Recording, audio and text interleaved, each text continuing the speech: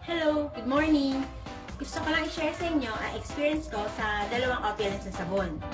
Ang Opulence Clarifying Soap at ang Opulence Glycolic Soap. Ang Opulence Clarifying Soap, first, 1 week ko siyang nagamit, nag-lighten, nag-smooth, at nag-glow ang skin ko, na talaga namang gustong-gusto ko.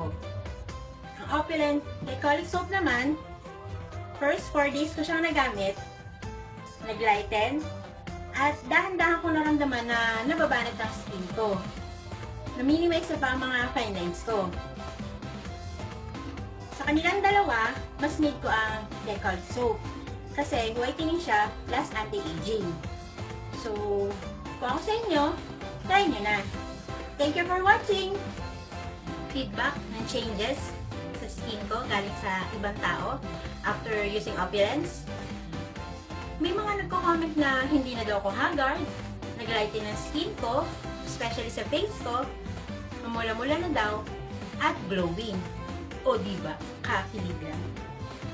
At dahil din sa Opulence, nagkaroon ako ng extra income dahil umorder na rin sila sa akin kasi kita nilang effective sa akin dahil hindi naman ako kaputian talaga. Kaya, sobrang thankful ako. At unti-unti na rin nagbabalik ang self-confidence ko. Kaya, sobrang thankful talaga ako sa Opulence sa pagbibigay nila ng chance sa akin. Kaya, spread the Opulence love!